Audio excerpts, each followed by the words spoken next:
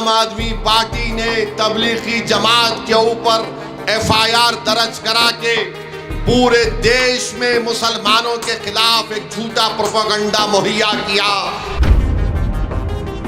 कि इस शख्स और उसकी पार्टी और हुकूमत की तरफ से पूरे मुल्क में अगर सबसे पहले इल्जाम किसी ने लगाया तो इस केजरीवाल ने FIR दर्ज करवाया।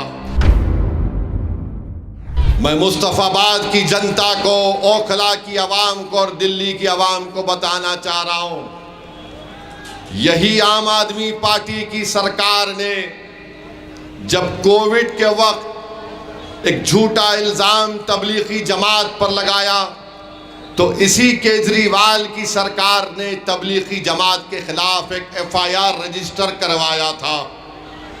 मैं याद दिलाना चाहता हूं, जब पूरा देश और दिल्ली कोविड में हर कोई परेशान था तो यही केजरीवाल की सरकार हर रात में एक फिगर देती थी कि इतने दिल्ली में इतने लोगों को कोविड पॉजिटिव हुआ, इतने अस्पताल में गए। उस लिस्ट के नीचे लिखा जाता था मरकज में इतने लोग कोविड की वजह से उनको शिकार हो गए।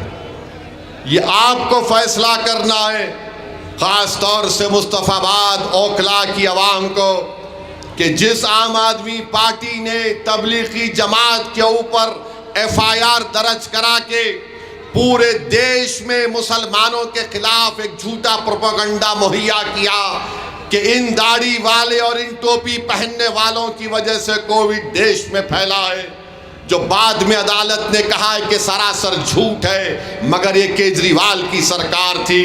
जब 5 तारीख कोर्ट डालने जाएंगे तो याद रखो, जिसने तुम्हारे खिलाफ नफरत की दीवार और आंधी को खड़ा किया, क्या तुम उसको वोट दोगे जो इल्जाम झूठा साबित हुआ? मैं जानता हूं कितना जुल्म हुआ, मैं जानता हूं कि कितने लोग मरकज में फंसे हुए थे। मेरे ही हैदराबाद से कई लोग यहां पर फंसे हुए थे। किस तरह से उनको अज़ियतें दी गई, किस तरह से उनको परेशान किया गया। उनके साथ उनके घर वाले थे, उनकी बेटी और बीवी थी, किस तरह उनको ताने मारे जाते थे, किस तरह उनको गालियां दी जाती थी। कहाँ था ये केजरीवाल जो आज अपने आप को कहता है कि मैं बड़ा सेक्युलर हूं?